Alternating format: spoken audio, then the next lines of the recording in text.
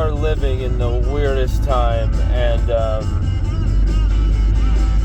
I only hope that I can document all of it properly. I mean, I'm starting to think, is covering LSU sports just enough for me, Covering all sports. Like, is that just enough when World War III is right there on the doorstep, when politicians are acting insane, need to be held to account? There's so much going on that not only I feel is imperative, everybody just needs to be speaking out and going against certain things, of course, or being for certain things, like being anti-war, anti-AI takeover, trillionaire, billionaire, oligarch monoliths like, Musk, Thiel, Zuckerberg, Cook, all these guys, Bezos getting the lion's share of everything.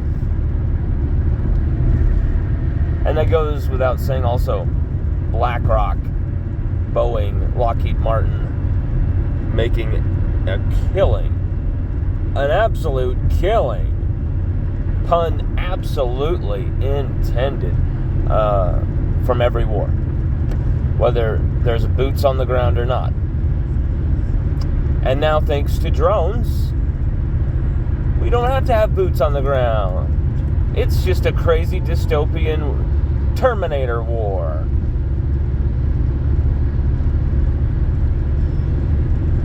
It's getting crazy, and I don't think, probably my favorite author, favorite journalist, favorite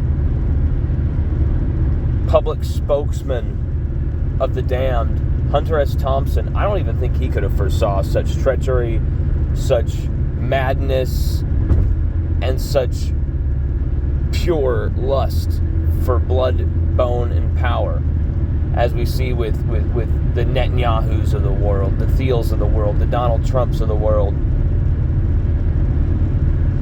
I think George W. Bush was frankly just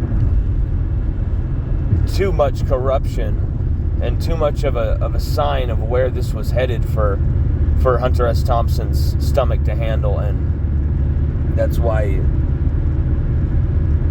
he took the gentlemanly way out, as he called it, shooting himself at his typewriter, to be discovered by his son Juan, who was in his 30s and had a son of his own, but still a horrible thing to put upon any family member.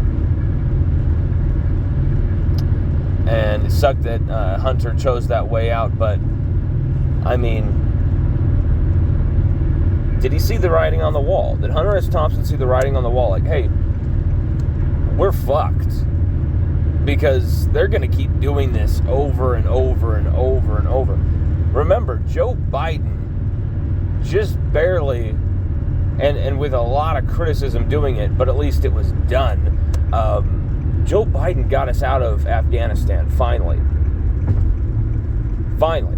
Got us out of Afghanistan. And Iraq took forever to pull out of. And I believe that was Obama who did that. And so, to claim Donald Trump was a, anti-war candidate from the beginning may have been a flawed thought. He didn't ever pull out of Afghanistan, even though he said, we'll do it and we'll do it with honor, and they never did it. And a lot of Trump supporters kind of just, his first term was a fluke, and he had all these people going against him, and blah, blah, blah. And it was like, be that as it may, that he basically was just golfing his first term and thought, I'll just win my second term and then deliver. And as we know, that didn't happen. Donald Trump really didn't do anything except for let his buddies dump toxic waste and give major tax cuts to the rich. and once again kind of fully entrench us in this era of which we're finding ourselves in right now.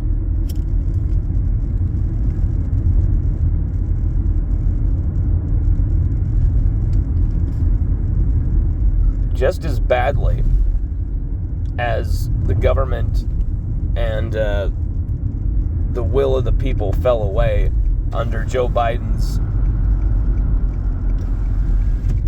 complete dementia and the auto-penning of legislation, which God knows how long the effects of that will last. But on top of it, you've been sandwiched by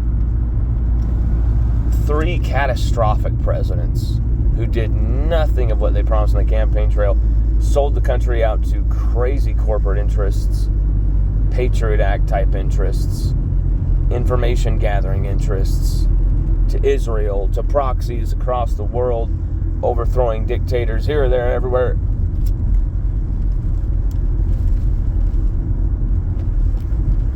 Only to establish our own very quickly after. Man, I tell you what, can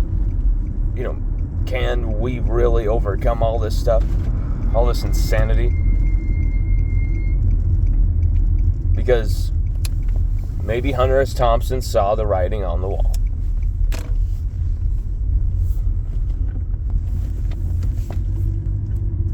But even if he did,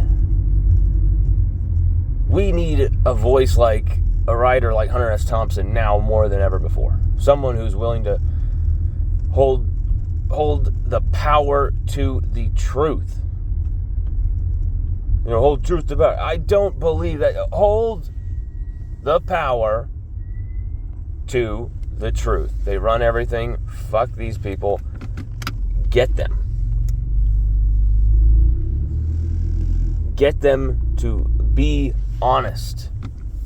You want an AI takeover? You want to do this? You want to get billions and billions and billions for your companies and government contracts while you deny basic welfare needs for how many Americans, including veterans, including children, including single mothers? Like, what are we doing? And Donald Trump claiming he's American first and going after Tucker Carlson and all this stuff. Laughable. Absolutely laughable. I created the term America first, so I will be the decider of that. Tucker Carlson's a kook. We could not let Iran get a nuclear weapon. And it's just going to be the constant rallying cry of these people.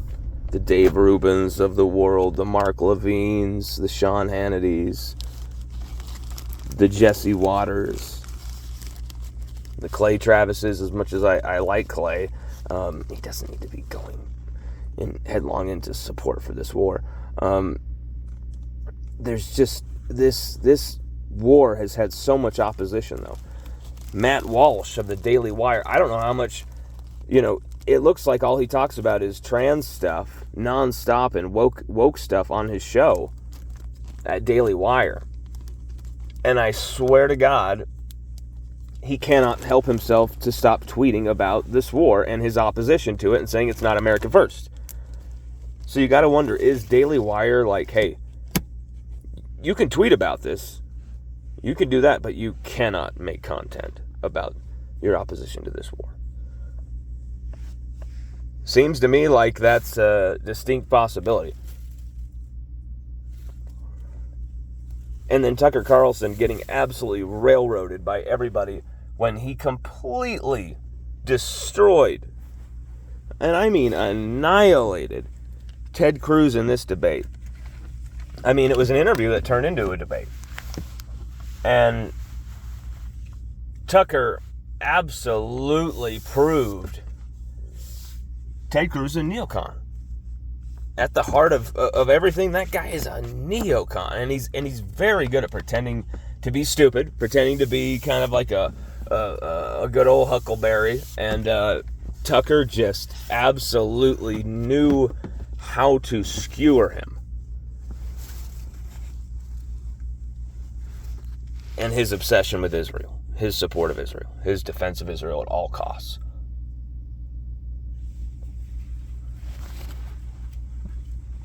I mean, you even have Peter Thiel answering a question about AI and all this stuff, the future of AI, and he can't answer it and doesn't want to answer it, and then asked about him using AI, giving AI to Israel and the IDF, and he said, I deferred Israel. I deferred Israel. What does that mean? You're basically telling us you bowed Israel. What are you doing, Peter? You have enough money.